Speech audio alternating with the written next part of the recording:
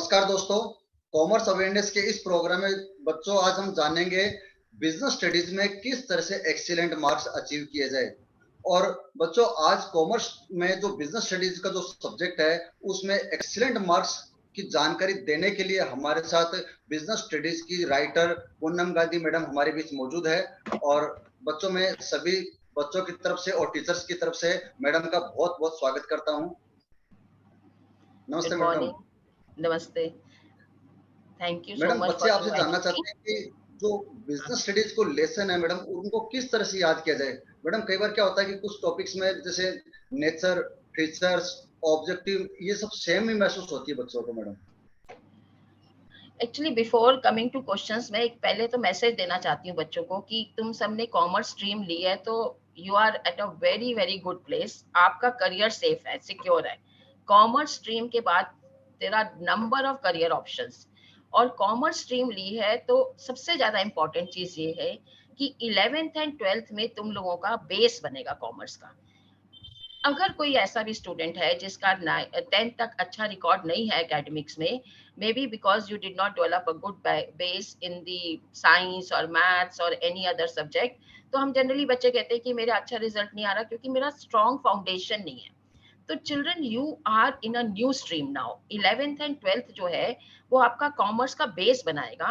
Weather you choose B com, B M S, BBA, LLB, कुछ भी आगे choose करोगे, फाइनेंशियल प्लानिंग का कोर्स, अकाउंटिंग का कोर्स, स्टॉक एक्सचेंज का कोर्स, मतलब ऑप्शंस आर अनलिमिटेड। इतनी ऑप्शंस है कि मैं बोलते बोलते थक जाऊंगी और आप सुनते सुनते।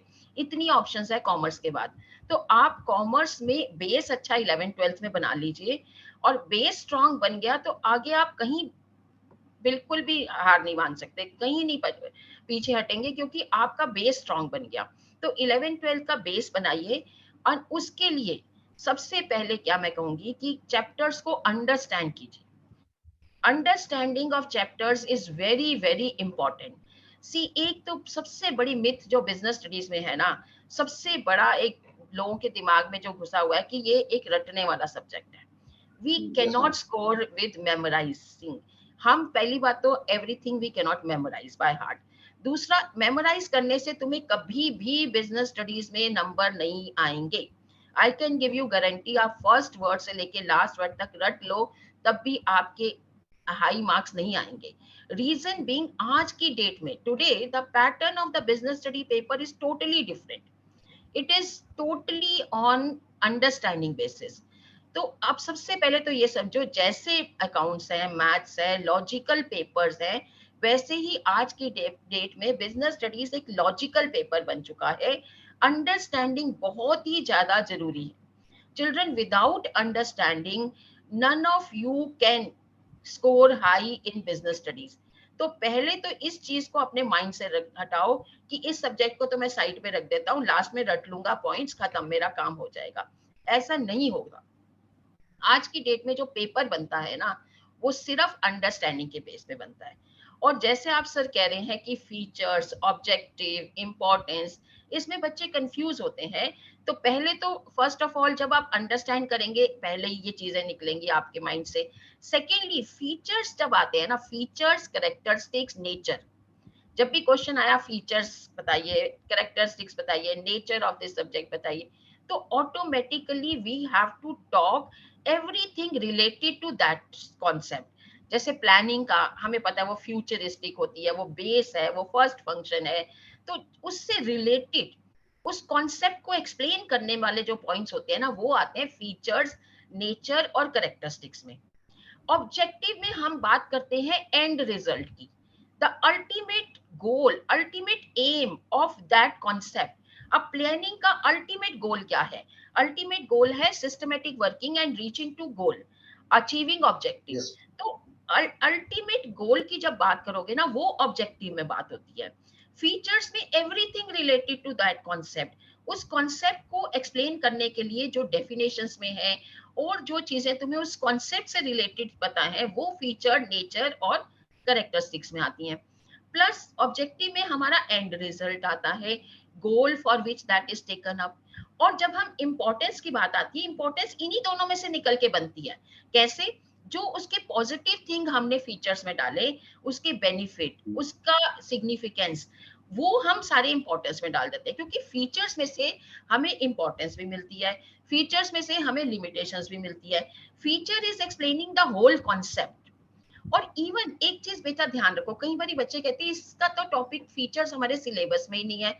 ऐसा है, जब अगर सिलेबस पढ़ते हो ना बेटा, उसमें ध्यान रखो, if it is written concept of planning, तो इसका मतलब है meaning and features. Concept word जब सिलेबस में लिखा होता है, it includes meaning and features. तो हमेशा ध्यान रखो, फीचर्स अगर कॉन्सेप्ट भी लिखा हुआ है, तो you have to do the features, and features are all the related things to that particular topic. Objective is focusing only on the end result, what we will get when we use this topic. And advantages, significance, importance are the positive sides of features. इस चीज को mind में ध्यान रख के अगर लिखोगे बेटा, things will be more clear. I hope it is clear sir. Yes ma'am. Madam ये कुछ केस स्टडीज को लेके बच्चों के इश्यूज होते हैं कि केस स्टडीज बच्चों को समझ में नहीं आती, तो मैडम केस स्टडीज को सोल्व करने का कोई तरीका बताइए मैडम बच्चों को। सर मैं आपको बताऊं, केस स्टडीज तो एक बच्चों को ब्लेसिंग्स है कि बच्चों को फुल मार्क्स लेने का बेनिफिट मिल रहा है केस स्टडीज से। अब केस स्टडीज से तो एक तुम सोचो बच्चों की, it is advantage for you that your paper is comprising of case studies, क्योंकि केस स्टडीज में टू द पॉइंट्स क्वेश्चन होते हैं, आपने उसका आंसर करेक्ट दिया, आपके फुल मार्क्स है। अदर अगर आप दूसरा थ्योरी आंसर लिखेंगे 6 मार्क्स का, लंबा आंसर लिखेंगे, कॉन्सेप्चुअल होगा, हर टीचर अपने हिसाब से उसमें मार्क्स देगा, इसमें तो ऑब्जेक्टिविटी है। Objectivity means you will get full marks, if it is correct you will get full marks. तो सबसे पहले तो केस स्टडी से we should not be afraid of, घबराना छोड़ दो। Case study is a positive thing for you people. Case study एक blessing है कि पेपर में आज की डेट में हम केस स्टडीज यूज कर रहे हैं, तो it is a positive thing for you children, because this is the scope for scoring full marks. अब केस स्टडीज से कैसे आपने यूज, अगर आपको केस स्टडी आई तो आप उसको कैसे अटेम्प्ट करेंगे? First of all my suggestion is कि पहले केस स्टडी पढ़ने से पहले आप क्वेश्चन पढ़िए कि उसमें नीचे what they are asking, identify the concept related to the in the above case, या identify the feature of this in this above case, or identify the importance, or identify the function। क्या पूछ रहे हैं पहले ये चीज read करो। Okay, suppose question कह रहा है, केस स्टडी के नीचे आपको क्वेश्चन में लिखा आया कि identify the function of management referred in the above case study. ठीक है, अब सबसे पहले आपको ये पता चल गया कि हमें फंक्शन फाइंड आउट करना है। उससे क्या होगा, पूरा सिलेबस नहीं दिमाग में लाने की जरूरत है, फंक्शंस माइंड में लाओ। There are how many functions? 5 functions है, planning, organising, staffing, directing, controlling. Side पे रफ में लिख कि ये अब हमारी चॉइस है, ये केस स्टडी में हमें ये 5 में से ढूंढना है। अब लिमिटेड हो गया, पूरा सिलेबस माइंड में लाने की जरूरत नहीं है। अब उसको अब पढ़ो। अब क्या है, अब आप उस कॉन्सेप्ट को कैसे आइडेंटिफाई करेंगे? इसके लिए बेटा आपको अपना स्टडी पैटर्न पहले आपको चेंज करना पड़ेगा। आप क्या है, अंडरस्टैंडिंग वे में आना चाहिए तुम्हें। हर कॉन्सेप्ट के कीवर्ड्स, कीवर्ड एक बहुत ही इंपॉर्टेंट चीज है आज की डेट में। आज बिजनेस स्टडीज का पेपर करने के लिए आपको हर सब कॉन्सेप्ट के कीवर्ड्स को लर्न करना पड़ेगा, उनको समझना पड़ेगा। एंड दैट इज वाई मैंने अपनी बुक में क्या डाला है, हर टॉपिक के बाद कीवर्ड दिया। जैसे प्लानिंग का कीवर्ड क्या है, इट इन्वॉल्व डिसीजन मेकिंग। अगर केस स्टडी में कोई चॉइस हो रही है, कोई डिसीजन ली जा रही है, इमीडिएटली आप कह दोगे कि ये प्लानिंग फंक्शन है। और इसका ऑर्गेनाइजिंग का क्या है, अथॉरिटी रिस्पॉन्सिबिलिटीज की बात होती है, डिपार्टमेंट्स क्रिएट करने की बात होती है। तो अगर डिपार्टमेंट्स क्रिएट हो रहे हैं, अथॉरिटी रिस्पॉन्सिबिलिटीज अलॉट हो रही हैं, आइडेंटिफिकेशन ऑफ एक्टिविटी हो रही है, डिवीजन ऑफ वर्क हो रहा है, आपको पता चल जाएगा ये ऑर्गेनाइजिंग है। हर कॉन्सेप्ट का बेटा पहले कीवर्ड आना बहुत जरूरी है केस स्टडीज के लिए। अब पैटर्न ऑफ लर्निंग अपना चेंज करो। चाहे सब्जेक्ट को पढ़ते टाइम रट्टे मारने वाला कॉन्सेप्ट छोड़ दो, उसको रट्टे नहीं मारने हमने। We don't have to memorise thing by heart, what we have to do is read the concept, understand the concept, and learn the keywords, only 4 or 5 keywords related to that concept. आपको वो keyword case study में जरूर मिलेंगे, especially in my book. After each and every topic, after each and every chapter, I have given the keywords. तो आप अगर उसमें से keywords को सर्च कर लेंगे तो automatically you will able to identify. Secondly, जैसे अगर आप क्वेश्चन पूछा है कि इंपॉर्टेंस ऑफ प्लानिंग को आइडेंटिफाई करें, तो आपको ये पता चल गया इंपॉर्टेंस फाइंड आउट करनी है. इंपॉर्टेंस साइड पे लिख लीजिए, इंपॉर्टेंस के हर इंपॉर्टेंस का कीवर्ड देखिए.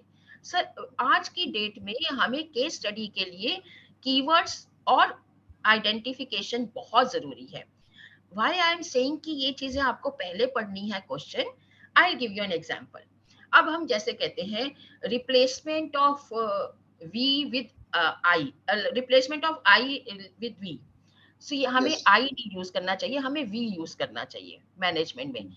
अगर उन्होंने पूछा है which feature of management is highlighted here, तो हमें पता चल जाएगा फीचर है management is a group activity. अगर उन्होंने पूछा है which principle is highlighted here, तो हमें पता चल जाएगा ये principle of esprit de corps है. बेटा इसलिए क्योंकि कई चीजों में ना कीवर्ड्स भी सेम होते हैं, तो कंफ्यूज नहीं होना. इसलिए मैं कह रही हूं कि पहले क्वेश्चन को पढ़ लो. आपको ये पता चल गया मुझे इस क्वेश्चन में फंक्शन फाइंड आउट करना है, तो आप सिर्फ फंक्शन को ही सर्च करेंगे. मुझे ये पता चल गया मुझे इस क्वेश्चन में प्रिंसिपल को फाइंड आउट करना है, तो मैं आई और वी में कंफ्यूज ही नहीं होंगी कि फीचर में जाऊंगी ही नहीं, ग्रुप एक्टिविटी में जाऊंगी नहीं. मेरे को पता ये principle of esprit de corps आ गया. अगर मुझसे ये पूछा गया which is the feature of management here, तो मुझे पता है ये I am talking about group activity. तो this is the reason why I say that children, case study को करने के लिए I repeat, step 1, read the question which are written below the case study and what they are asking, that everything related to that write in a rough site in the answer sheet. Then you know your search is limited to those points only, and those points you will able to identify in the case study by learning the keywords which are very easily available out after every topic in my book. I hope you will, if you try this, if you have doubt, I will again come and meet you to solve your doubts on case study, because it's a very, very important thing. So this is the main question. If this is clear in the mind of students, our students will score very high marks. एक हवा बनाया हुआ है case study को, एक डर बना हुआ है केस स्टडी का. जो मैं कहती हूँ केस स्टडी तो तुम्हारे लिए ब्लेसिंग आ रही है, क्योंकि तुम्हें केस स्टडी से फुल मार्क्स लेने के चांस मिल रहे हैं और बहुत कम इजी. टाइम में पेपर सॉल्व होता है मैडम इसे. अरे बहुत कम टाइम में, हमें लिखना ही नहीं होता ज्यादा. 6 वर्ड्स यस 6 सेंटेंस लिख के हमारा 6 मार्क्स मिल जाते हैं. अगर पहले यस हम 2-2 पेज भरते थे सर, यस तो यस आप 150 से भी ज्यादा वर्ड्स लिखते थे हम उसमें. तो I think it is clear. और still you have doubt, we will again get back to this later on. Madam एक बार बताइएगा कि बच्चों को बिजनेस स्टडीज के लिए ना एनसीईआरटी की बुक पढ़नी चाहिए या फिर साथ में दूसरी टेक्स्ट बुक भी पढ़नी चाहिए? हाँ सर, एनसीईआरटी बहुत अच्छी किताब है. वी ऑलवेज से कि बाइबल एज सब्जेक्ट की, yes NCERT is very important. एक चीज पहले ध्यान रखो, NCERT is not syllabus, syllabus is CBSE. ठीक है, एक तो पहले माइंड से बेटा ये क्लियर करो, एनसीईआरटी सिलेबस नहीं है, क्योंकि एनसीईआरटी में कई टॉपिक्स आज तक उन्होंने डिलीट नहीं किए जो सिलेबस से डिलीट हो चुके. और एनसीईआरटी में बच्चों को क्या डिफिकल्टी आ रही है कि language of NCERT is difficult. Second thing, NCERT में हर चीज को पैराग्राफ में दे रखा है, पॉइंट्स में नहीं दे रखा. अब आप, what I will suggest is the students can use easy language book, the book which is defining or explaining the concept in a simple language with the examples, with converting the paragraphs into points which make it more easy for a child to understand. Because पहले क्या था, अगर बच्चा red भी लेता था ना, marks memorise भी कर लेता था, तो मार्क्स आ जाते थे क्योंकि डायरेक्ट क्वेश्चन आते थे बिजनेस स्टडीज में. अब yes pattern of paper is totally change. तो आज की डेट में अंडरस्टैंड करना है. अगर आपको एनसीईआरटी से अंडरस्टैंडिंग में मुश्किल आ रही है, विच व्हाट आई माय एक्सपीरियंसेस, मैंने बुक क्यों लिखी थी, I wrote book because earlier I was also teaching from NCERT. As I told you, from last 34-35 years I am teaching. Then my children used to say कि ma'am language बहुत difficult है, हमें समझ नहीं आती, आप क्लास में जब बोलते हैं तो हमें समझ आ जाता है, घर जाके जब हम बुक पढ़ते हैं तो हमें थोड़ा डिफिकल्ट हो जाता है. तो I started by making notes. This was my way of starting writing book. तो मैंने उनको सिंपल लैंग्वेज में कन्वर्ट किया. What I did is I converted all the difficult paragraphs of NCERT into simple language. I converted into points so that children find it more easy in learning also and in understanding also. These notes became so popular, so slowly I converted my notes into book form. So yes. अब ये जो easy language की अगर आपको book चाहिए use करेंगे तो आपकी अंडरस्टैंडिंग easy हो जाएगी. अंडरस्टैंडिंग इजी हो जाएगी. एनसीईआरटी में सेपरेटली आपको कीवर्ड्स नहीं मिलेंगे, तो आपको इन बुक्स में कीवर्ड्स मिलेंगे, आपको एग्जांपल डेली रिलेटेड से मिलेंगे. तो what I suggest is, if you are finding difficulty in understanding the paragraphs of NCERT, or you are finding that it is very monotonous to read long paragraphs, it is better to learn from the points. Then you must refer to a book which is giving it in the simple language. So they must use this for understanding. Other books they must use for understanding. And just जो mind में एक गलत चीज बैठी है कि NCERT syllabus है, NCERT is not the syllabus. क्योंकि एनसीईआरटी रिवाइज होने के बाद भी कहीं टॉपिक्स नहीं काट रही, डिलीट किए, जो हमारे सीबीएसई सिलेबस से निकल चुके हैं. So that is why I'll suggest it's a good book. Definitely it's a prescribed book by the board, but along with that, for understanding, they must refer to other books also.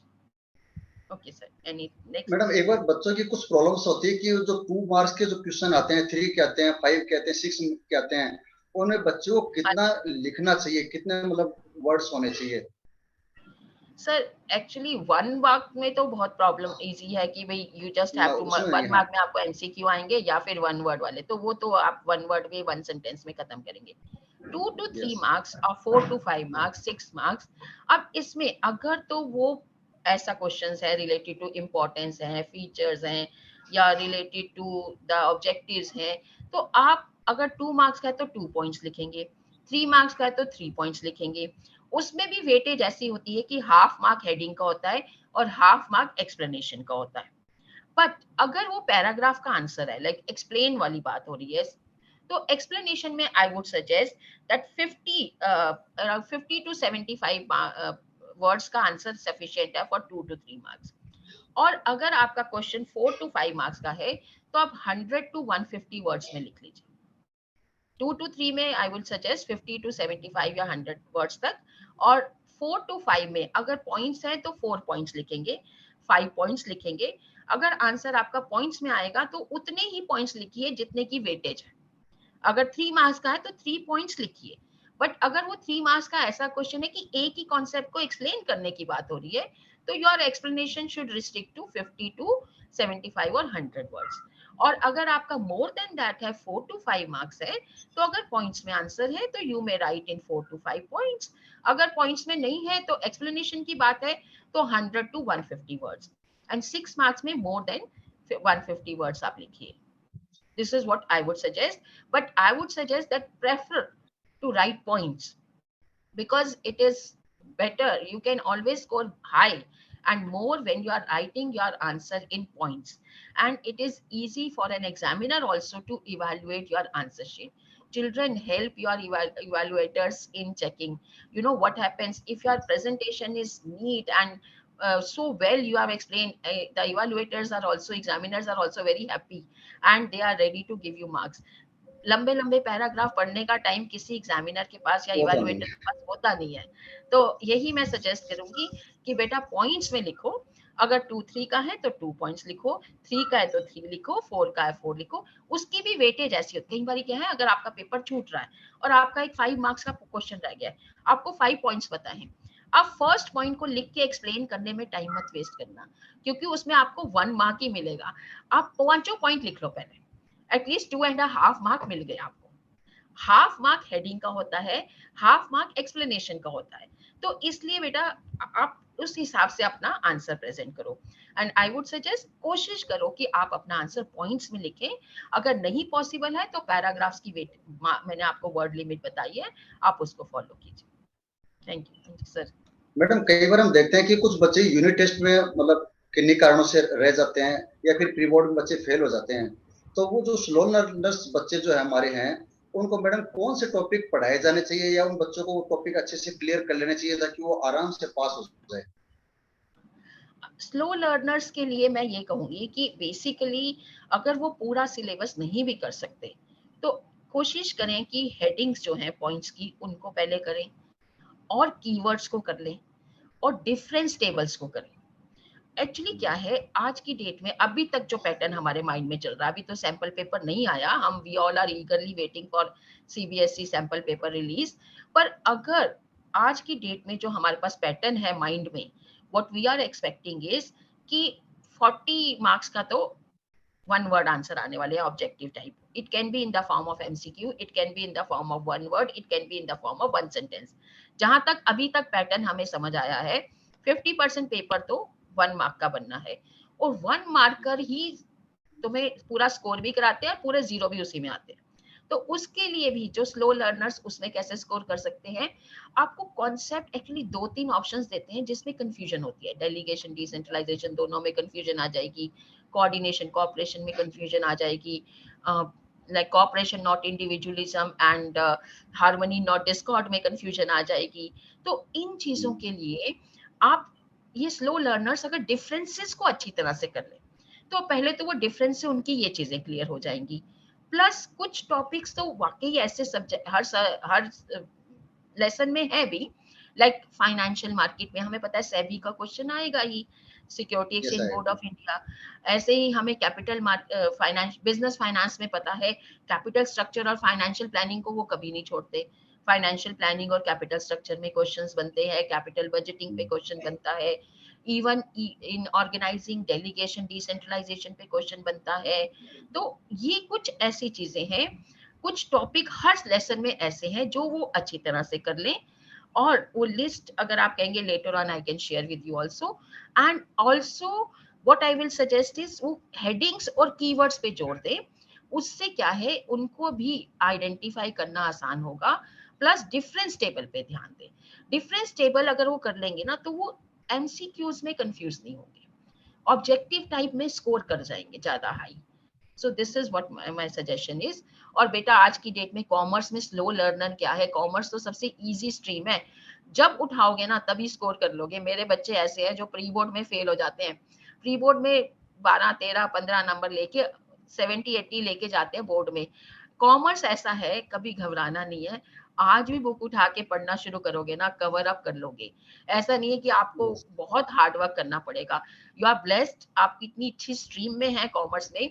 Slow learner कुछ नहीं है, it's you are only you are not having that motivation and will to study. आप थोड़ा कोशिश करोगे ना, आप ये देख, अब घबराओ मत कि अब तो टाइम नहीं, अब तो मैं थोड़ा सा कर लेता हूँ, टाइम है। क्योंकि कॉमर्स स्ट्रीम बहुत मुश्किल स्ट्रीम नहीं है, is not a very difficult stream.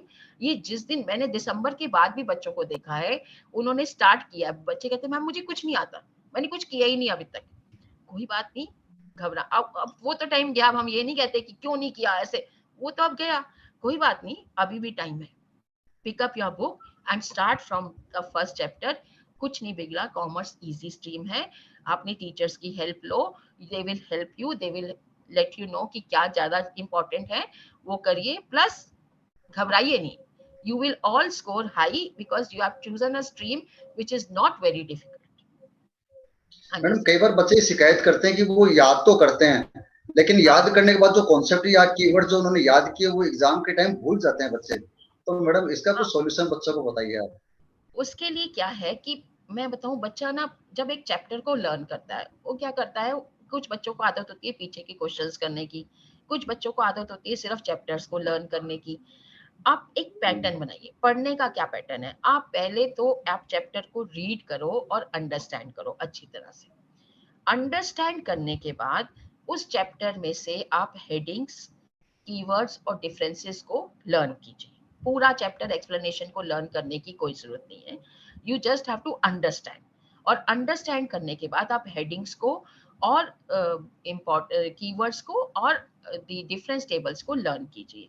उसके बाद अभी चैप्टर आपका कंप्लीट नहीं हुआ, अब उस चैप्टर से रिलेटेड कम से कम 50 और 100 एमसीक्यू अटेम्प्ट कीजिए, केस स्टडीज कम से कम 10-15 करिए, और जहां पे आप मिस्टेक कर रहे हैं उसको मार्क करके उस कॉन्सेप्ट को अपने टीचर से दोबारा समझिए। This is how you will be preparing.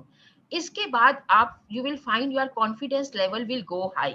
सिर्फ चैप्टर पढ़ने से कंप्लीट नहीं होता, चैप्टर पढ़ के अगर आपने उस चैप्टर के एमसीक्यूज और उस चैप्टर की केस स्टडीज को नहीं किया तो आपको कॉन्फिडेंस नहीं आएगा कि आपको समझ आ गया है। सेकेंडली, अगर फिर भी आपको भूल जाते हैं कि आप पॉइंट्स लर्न करके, देयर आर डिफरेंट वेज। आप कहीं कहीं आप कितनी वो अवेलेबल है जिसमें आपको फर्स्ट अल्फाबेट लेके वर्ड्स बन जाते हैं, आप उन वर्ड्स को याद कर लीजिए, उससे आपको लिखने से याद आ जाता है सारा कि आपने इसमें कौन सा पॉइंट, लाइक इंपॉर्टेंस का पहला अल्फाबेट लिया, दूसरी इंपॉर्टेंस का दूसरा अल्फाबेट लिया, तीसरा लिया। ऐसे बहुत से अवेलेबल है। If you want I will share with your sir, sir भी आपसे शेयर कर लेंगे। ऐसे बहुत से अवेलेबल है वेज जिससे आप इनको एक सेंटेंस में भी लर्न कर सकते हैं। जैसे हम प्लैनेट्स के नाम नहीं याद करते थे, my very sweet mother show me, so ऐसे अलग से एक सेंटेंस भी बन जाते हैं जिससे आप लर्न कर सकते हैं। हाँ जी सर। मैडम, हम कई बार देखते हैं कि जो हाई अचीवर्स बच्चे हैं वो 100 आउट हाँ ऑफ जी। 100 मार्क्स लेकर के आ रहे हैं मैडम। तो आप हाँ मैडम जी। बच्चों को कुछ ऐसी स्ट्रेटेजी बताइए जो हमारे हाई अचीवर्स है वो 100 आउट ऑफ 100 मार्क्स अचीव कर सके। 100 out of 100 marks, content plus presentation, very important. आप टू द पॉइंट आंसर्स लिखिए, जो वो पूछ रहे हैं वो लिखेंगे। हाईलाइट कीजिए पैराग्राफ में कीवर्ड्स। जैसे फॉर एग्जांपल मैनेजमेंट का मीनिंग लिख रहे हैं आप, management is a process of getting things done with the aim of achieving goal effectively and efficiently। यही होता है ना। अब आप सबसे पहले यस। इस पूरे 3-4 लाइन वाली जो डेफिनेशन है, इसमें आप क्या करेंगे, आप प्रोसेस को अंडरलाइन कर दीजिए, आप इफेक्टिवली एफिशिएंटली को अंडरलाइन कर दीजिए, आप अचीविंग गोल को अंडरलाइन कर दीजिए। 3 वर्ड्स पढ़कर भी आपको फुल मार्क्स मिलेंगे। वो हाईलाइट कीजिए। क्यों? हम जब चेकिंग करते हैं ना बेटा, हमें ये पता है कि ये बहुत इंपॉर्टेंट वर्ड्स है। अगर डेफिनेशन में से ये तीनों वर्ड्स में से एक भी वर्ड नहीं है ना, आपको मार्क्स नहीं मिलेंगे। तो एग्जामिनर ढूंढता है वो कीवर्ड्स, आप एग्जामिनर को हाईलाइट करके दिखाइए वो कीवर्ड्स। सेम वे हर चीज में है।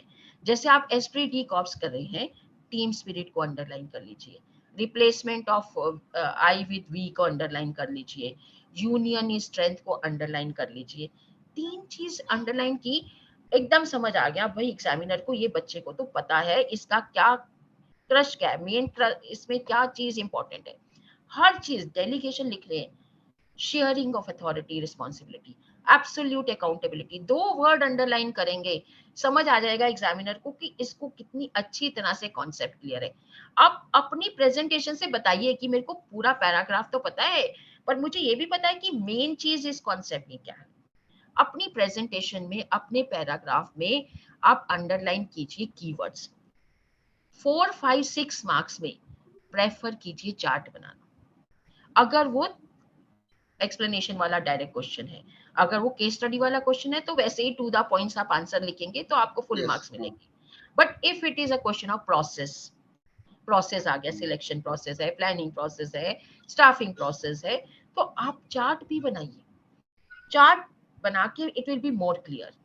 स्मॉल स्मॉल डायग्राम बना सकते हैं आप इसके साथ, इससे बहुत प्रेजेंटेशन आप देखिए। और इवन 100 मार्क्स आउट ऑफ 100 जिन बच्चों के आते हैं उनकी आंसर यस। स्क्रिप्ट वेबसाइट पे अवेलेबल है। अब देखिए सभी ने ऐसी प्रेजेंटेशन करी होगी। So this is how you have to present your answers. Concepts को क्लियर करना है, कीवर्ड्स को लर्न करना है, कीवर्ड्स को अंडरलाइन करना है, डायग्राम बनाइए, चार्ट बनाइए, you can easily score 100 out of 100। आज की डेट में बिजनेस स्टडीज में 100 लाना मोर इजी है then yes. Accountancy and mathematics, I guarantee you. Mathematics और अकाउंटेंसी में तुम्हारी प्रैक्टिस बहुत चाहिए, इसमें इतनी प्रैक्टिस भी नहीं चाहिए, कॉन्सेप्ट क्लियरेंस चाहिए बस। और मैं यस। बता रही हूँ ये बहुत ही स्कोरिंग सब्जेक्ट है। So please make use of this, इसको अपने माइंड से ये हटा दीजिए, थ्योरी पेपर है। आज की डेट में ये थ्योरी पेपर नहीं है, आज की डेट में ये टोटली लॉजिकल और अंडरस्टैंडिंग वाला पेपर बन चुका है। Yes sir. अच्छा मैडम, जो टीचर्स कॉपी चेक करते हैं सीबीएसई के सेंटर्स पर, तो मैडम आप हाँ, बताइएगा कि बच्चों को कि वो क्या देखते हैं, किस तरह से मार्क्स अवार्ड करते हैं, ताकि बच्चों को मालूम चले कि हमारे मार्क्स इस तरीके से कॉपी हमारी चेक होगी, इस तरह से मार्क्स हमारे लिए अवार्ड होंगे। Yes sir. उसके लिए एज आई सेड हेडिंग्स, तभी मैं कह रही हूँ कि आपको पूरा बुक को लर्न करने की जरूरत नहीं है, लेकिन आप ट्राई कीजिए कि आप हेडिंग्स को लर्न कीजिए। Headings are very important. Points जो हेडिंग्स आप देते हैं वो, क्योंकि मार्किंग स्कीम में भी हेडिंग्स लिखी होती हैं, and most of the good books, जो आज की डेट में अच्छी बुक्स दूसरे ऑथर्स की भी आपको मिलेंगी, उसमें भी हेडिंग्स पूरी सीबीएसई वाली होंगी और एनसीईआरटी वाली होंगी। एक्सप्लेनेशन उन्होंने इजी वर्ड्स में जरूर दी है, like you can take my book example also. I have taken the headings as it is, but my explanation is very simple and I have added keywords to that. तो आप headings को as it is learn कीजिए, और आप keywords को तो definitely highlight कीजिए, because examiner भी कीवर्ड्स ढूंढता है आंसर में, उसके पास भी इतना लंबा आंसर पढ़ने का टाइम नहीं है। तो आप अगर हेडिंग को अंडरलाइन कीजिए, कीवर्ड्स को अंडरलाइन कीजिए, डायग्राम बनाइए, और टू द पॉइंट आंसर लिखिए केस स्टडी में, automatically you will get good marks from the examiners. हाँ जी सर। अच्छा मैडम, बच्चे जो नोट्स के बारे में काफी मतलब चिंतित रहते हैं, और आप बच्चों को बताएगा कि नोट्स उनको खुद को तैयार करने चाहिए, या फिर हम आजकल देखते हैं कि व्हाट्सएप पे दुनिया भर के नोट्स आजकल इधर के उधर होते ही रहते हैं, कभी कोई नोट्स भेजता है, कभी कोई नोट्स आते हैं। नहीं देखिए, नोट्स क्या होता है, बहुत पर्सनलाइज चीज होती है। अब नोट्स अगर आप किसी दूसरे पर्सन के पढ़ रहे हैं तो आपको उतना समझ नहीं आएगा। अब नोट्स क्या, अगर आज की डेट में तो वैसे आपको बुक्स इतनी हेल्प कर रही हैं, एडिशनल बुक्स जो हैं उनमें भी आपको नोट्स मिल जाते हैं। जैसे बुक में यस। एंड में मैंने चैप्टर में क्विक रिवीजन दिया है। अब क्विक रिवीजन का मतलब क्या है कि पूरी बुक को आप, पूरे चैप्टर को आप क्विकली 2 पेजेस में कैसे रिवाइज कर लेंगे, उस कॉन्सेप्ट के मीनिंग और उनकी हेडिंग्स दे दी। तो अगर आप रेडीमेड नोट्स भी लेना चाह रहे हैं तो बुक में से ले लीजिए, किसी और पर्सन के रिटन हुए नोट्स से आपको कोई बेनिफिट नहीं होगा, क्योंकि कोई और स्टूडेंट अगर अपने नोट्स बना रहा है तो उसका way of making notes will be more personalised. उसने अपनी लैंग्वेज अपने हिसाब से नोट्स बनाए होंगे। आप या तो यस। अपने नोट्स बनाइए। नोट्स कैसे बनते हैं, नोट्स में आप सिंप्लीफाइड लैंग्वेज करते हैं और कीवर्ड्स डालते हैं। यही नोट्स का बेसिक होता है कि मैं थोड़े से पढ़ के ही मुझे समझ आ जाए। तो आपको आज की डेट में तो बुक्स में ही कीवर्ड्स अवेलेबल मिलेंगे। मैंने बताया जैसे मैं पहले नोट्स ही बना के बच्चों को देती थी, नोट्स डिक्टेट कराती थी, और उस नोट्स को ही हमने बुक की फॉर्म में कन्वर्ट किया। तो कीवर्ड्स दिए होते हैं, बुक चैप्टर के पीछे हमने क्विक रिवीजन दे रखी है, which is as good as their notes to revise just one day before the exam। तो डिफरेंस टेबल्स दे रखी हैं which are not available in NCERT. So notes की फॉर्म में there are very good books available, they can use them. और if they want to make, they should make personal notes. Website जो इस पे WhatsApp group में available notes may not help them. Yes sir. अच्छा madam, CBSE जो sample paper launch करती है, तो क्या है मैडम, ये सैंपल पेपर से बच्चों की वाकई में अच्छे मार्क्स लाने में कुछ मदद करते हैं? डेफिनेटली सर, सैंपल पेपर तो बहुत इंपॉर्टेंट है। वी ऑल, हम ऑथर्स, हम टीचर्स सब वेट करते हैं सैंपल पेपर की। यस। मैंने जैसे बताया कि एनसीईआरटी हमारा सिलेबस नहीं है, हमें सिलेबस भी सीबीएसई देता है, हमें सैंपल पेपर भी सीबीएसई देता है। हम सीबीएसई को फॉलो करना है हमने, अगर मार्क्स लेने हैं तो। अब सीबीएसई सैंपल पेपर से आपको बहुत क्लियरली ब्लूप्रिंट भेजता है, लेवल ऑफ पेपर समझ आ जाता है, डिफिकल्टी लेवल कौन से क्वेश्चन बनेंगे, डायरेक्ट क्वेश्चंस कितने आएंगे, एमसीक्यूज कितने आएंगे, एंड सेम ब्लूप्रिंट आपको मेन पेपर में मिलेगा। We all have to follow that sample paper. Sample paper हमें क्यों हेल्प करेगा, सैंपल पेपर हमें बताएगा कि ऑब्जेक्टिव टाइप क्वेश्चंस कितने आएंगे, कौन से चैप्टर से कितने मार्क्स का क्वेश्चन बनेगा, लॉन्ग आंसर्स कितने आएंगे, डायरेक्ट कितने आएंगे, केस स्टडीज कितनी आएंगी, किस लेवल की डिफिकल्टी की केस स्टडीज आएंगी, बहुत हाई लेवल की एक आएगी या दो आएंगी। एग्जैक्टली सेम ब्लूप्रिंट पे ही बच्चों मेन पेपर बनता है। तो सैंपल पेपर को कभी भी इग्नोर नहीं करना। सेम क्वेश्चन नहीं आएंगे जो सैंपल पेपर में लिखे, डोंट थिंक कि सैंपल पेपर वाले क्वेश्चन आ जाएंगे। मैडम You will एक not get कॉमर्स के stupid. बच्चे को कम से कम कितने सैंपल पेपर सोल्व करने चाहिए मैडम? सर सीपीएसई के तो सैंपल पेपर करना ही है, plus other than that sample paper करने से जो कॉन्फिडेंस आता है ना, लास्ट का जो 1 मंथ होता है, that is only for practice sample paper. What I suggest is, 1 महीना तुमने बुक्स से कंटेंट्स जो करना था वो कर लिया, लास्ट का मंथ क्या है, प्रॉब्लम क्या है, हमने एक चैप्टर लर्न किया, दूसरा चैप्टर किया, हमें बहुत अच्छी तरह समझ आ गया, थर्ड भी बहुत अच्छी तरह आ गया, फोर्थ भी, 12 चैप्टर्स करने के बाद जब हम पेपर लिखने बैठे, इंडिविजुअली तो हमें बहुत अच्छा कॉन्फिडेंस था, अब हम 12 मिक्स हो गए तो हम तो कंफ्यूज हो गए। अब वो कंफ्यूजन ही तो मेन दूर करनी है, because in the board exam all 12 chapters are going to be asked together, so yes. we must able to identify ये क्वेश्चन कौन से चैप्टर का है, ये क्वेश्चन कौन से कॉन्सेप्ट का है। वो क्लियरेंस तुम्हें जितने सैंपल पेपर करोगे उतना ही होगा और उतने ही कॉन्फिडेंस। पूरा लास्ट का 1 month I would suggest time stop watch रख के आप सैंपल पेपर रोज एक करिए, डेली एक सैंपल पेपर बीएसटी का करो बैठ के, before the exam 1 month before the exam हर सब्जेक्ट के सैंपल पेपर करिए, you will find a different level of confidence and you will able to score very high. Sample paper करने से ये नहीं कि वो सेम क्वेश्चन आएंगे, सैंपल पेपर करने से आपको कॉन्सेप्ट को आइडेंटिफाई करना आएगा, आपको कॉन्सेप्ट को डिफरेंट करना आएगा, आपको इजीली कितना आंसर किस में कितना लिखना है, कहीं आपका पेपर छूट रहा है तो आपको नेक्स्ट सैंपल पेपर में पता चल जाएगा आप कैसे कहाँ पे फालतू लिख रहे हैं। और सैंपल पेपर्स अगर आप, आजकल तो मार्किंग स्कीम अवेलेबल होती है सैंपल पेपर्स के साथ, अगर आपको नहीं भी अवेलेबल तो आप अपने टीचर से चेक कराइए, so that you can always know where you are lacking, where you are doing well. तो sample paper is very very important for scoring 100 marks, for scoring high marks, only understanding learning will not help। Sample paper एक different तरह का confidence लाते हैं and you can know the blueprint of the paper very well. हाँ जी sir. Madam इस साल जो बच्चे 12th की पढ़ाई कर रहे हैं, जो 2023 में एग्जामिनेशन देंगे अपने बोर्ड का, तो मैडम उनको आप अच्छे मार्क्स लाने के लिए क्या मैसेज देना चाहेंगे?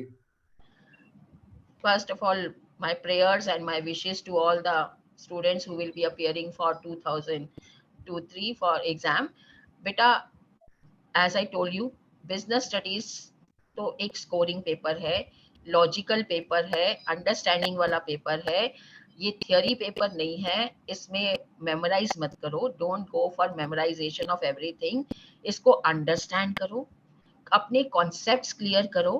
As I told earlier also, देर नहीं हुई है, अभी बहुत टाइम है, अभी तक बिल्कुल जीरो हो तब भी कोई टेंशन नहीं, तब भी बहुत अच्छे मार्क्स आ जाएंगे, कुछ नहीं किया कोई बात नहीं, अभी बहुत टाइम है, अभी भी उठा लोगे बुक, टेक फ्रॉम चैप्टर 1, पूरा अच्छी तरह से chapter as I said read करो, रीड करने के बाद उस चैप्टर के कॉन्सेप्ट्स के कीवर्ड्स को लर्न करो, डिफरेंसेस को लर्न करो, क्वेश्चंस करो, एमसीक्यूज की प्रैक्टिस करो 50 मिनिमम, और एटलीस्ट 10 केस स्टडीज करो। Why I am saying all this, क्योंकि उसी से ही कॉन्फिडेंस आएगा।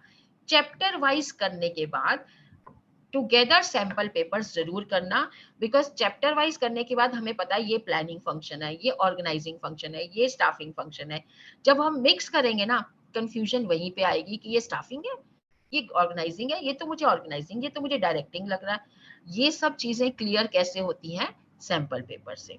So do go through these sample papers, make use of the easy language books, make use of the keywords which are written even after every topic in my book, quick revisions को use करो, and all these are going to help you a lot। And take help of your teachers, guidance of your teachers, follow them, what they are saying, whatever they say is for your interest। And as I already said so many times, you have chosen the best stream। आज की date में commerce stream best stream है, उसके बाद इतनी high opportunities available है बेटा। Even मैं आप बताओ, साइंस वाले बच्चे भी तो कॉमर्स के लाइन में आते हैं, एमबीए करते हैं, बीबीए करते हैं, बीएमएस करते हैं, कितने साइंस वाले तो हमारी सीट ले जाते हैं बीएमएस में। तो आप कॉमर्स वाले students should not give chance to them, you try your best और you all can score very high. Systematic planning से अपनी पढ़ाई करो, एज आई सेड कॉन्सेप्ट्स को क्लियर करो, अंडरस्टैंड करो, कीवर्ड्स को लर्न करो, and also learn the differences. This is how you all can score very high. All the best to my students and thank you to all the teachers. Thank you madam. तो बच्चों, अभी आपने business studies की writer Poonam Gandhi madam को सुना। और बच्चों, मैं आपसे कहता हूं कि अगर आप मैडम द्वारा बताए गए इंस्ट्रक्शन का पालन करते हैं, जैसा मैडम ने बताया उस हिसाब से अपनी पढ़ाई को कंटिन्यू करते हैं, तो इसमें कोई संदेह नहीं है कि आप बिजनेस स्टडीज में 100 में से 100 मार्क्स भी लेकर के आ सकते हैं। और बच्चों बताऊं कि ये बहुत ही स्कोरिंग सब्जेक्ट है और ये अकाउंटेंसी मैथमेटिक्स से ज्यादा अच्छा स्कोर आपको दे सकता है। तो बच्चों, कॉमर्स अवेयरनेस के प्रोग्राम को कैसा आपको लगा है आप कमेंट बॉक्स में जरूर बताइएगा। और यदि बच्चों अभी तक आपने इस चैनल को सब्सक्राइब नहीं किया है तो कॉमर्स अवेयरनेस के चैनल को आप जरूर सब्सक्राइब कीजिएगा, ताकि आपको कॉमर्स फील्ड के बारे में जो जो स्कोप है, जो जो कैरियर अपॉर्चुनिटीज है, जो जो एजुकेशन से संबंधित एक्सपर्ट्स है, उनके व्यूज जानने का आपको अवसर मिल सके। धन्यवाद। Thank you.